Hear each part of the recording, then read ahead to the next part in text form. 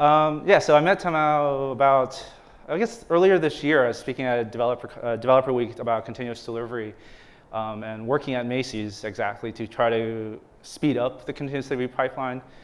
When I joined there 4 years ago, it was every month.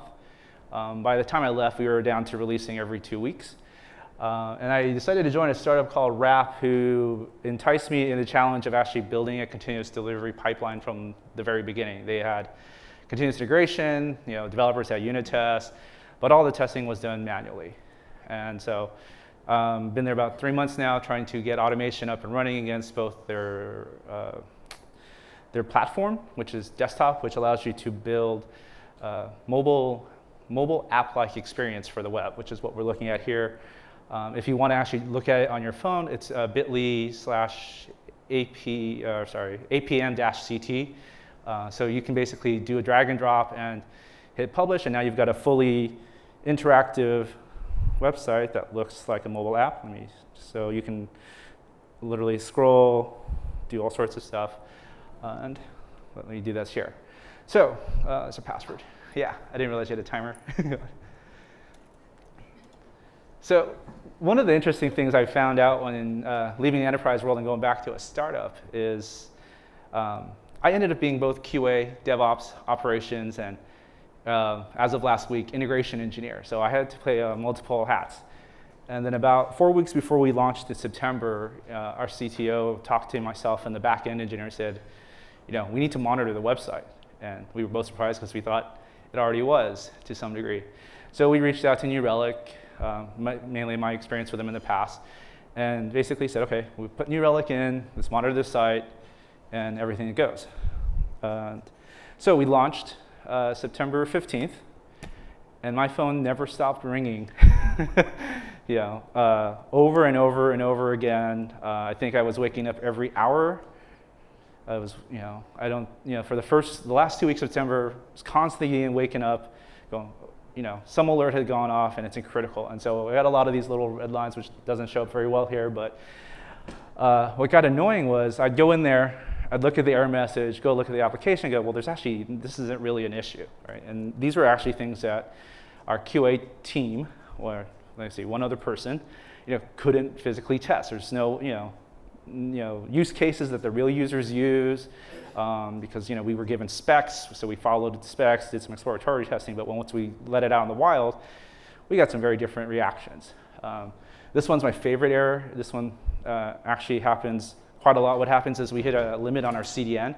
So when a user decides to build a wrap, publish it, and then decides to delete it, they might have so much content that we've now just hit the limit for, so we have like 1,000 hit limit per minute. And somehow these users manage to build content that are so huge that when they delete it, it actually exceeds and then throws off an alert, wakes us, myself up. Well, at the moment it's just me, wakes up all the time. I've actually gone to New Relic and just disabled this alert. Say, if it's this one, but the problem is, what if it's actually a real thing that I really need to check? So for the month of October, I started to think back, okay, most of us who've done this agile thing, we go into like a planning sprint, and then we release that to production, and I don't know how many developers actually care what happens after production. That usually hands off to another team to maintenance. And at Macy's, we had like a dedicated team that only dealt with production issues, but when you're at a startup, this all comes back, right? So for the month of October, I sat there every alert, started putting them all into Jira, going, okay, what is this? Is it a real issue? I actually started writing automated tests to match the alerts, and then just kept working through my way. And so, swipe up, thank you. All right, it actually does work better on a mobile device. So I'm kind of now in this stage where I've got a whole stack of errors that I've just basically disabled because I know that these issues are, there are use cases such as multiple users sharing an account, which they're not supposed to, but you give the password off to someone else, and now we've got contention. And so those errors go off and other stuff. But now I've been going through every sprint, taking a look at the error, reproducing the exact error, working with product management. Okay, is this an issue? No.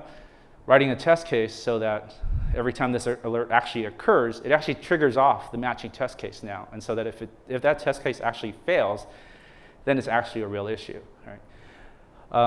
which is great because what's actually been great right now is the timing. So by the time the alert actually occurs, sends a message over to Jenkins, Jenkins goes off and knows which test case to runs, and it fails. By the time I get that email, I'm already woken up and I've finally got to a computer, but now it's more like I get up and I wait till my phone says, yes, it's a real error. Okay, so I've got Jenkins now telling me, yes, this thing failed, and yes, I cannot actually do it. So that's kind of the strategy that myself, as we're trying to build out a QA team, will probably be focusing on as we build out other aspects. And ideally, once we've learned enough, to go back with product and all the other engineers to start planning better. Because ideally, what I'd like to get to, and hopefully others to think along this line, is to start thinking of these conditions so that you can actually build the monitors ahead of time. We did this at Macy's one time where we knew this was going to happen. My team knew that there was nothing we can do about it. So we actually worked with a monitoring team that now has decided to switch to New Relic, is what I hear, to actually build these monitors so that we know ahead of time to how to react. And so that's kind of the goal that I'm trying to push at RAP, to get going into improving our continuous testing process, because there are certain things that we can't test or know ahead of time. So what are we gaining out of this? Last week alone, I think I've closed out most of the New Relic alerts that I've gotten, and identified the root causes. So this is now kind of what my CI system looks like for testing when actual issues occur. Something goes wrong with the server, New Relic gets picked up on it, and it sends myself like a wake-up message. Hey, wake up, something's happened. But about a minute later, I should get another response from Jenkins saying, yes or no, it's actual real issue. And the beauty of that, what we've actually now have set up is, we now have New Relic set up, or the APM, sorry, maybe specifically, the APM is now set up across every environment. Our dev dynamic environments now have New Relic, so we can find these alerts early. And just trying to keep improving the process so that we can start getting more test coverage out there. So yeah, that's pretty much the whole spiel. Any questions?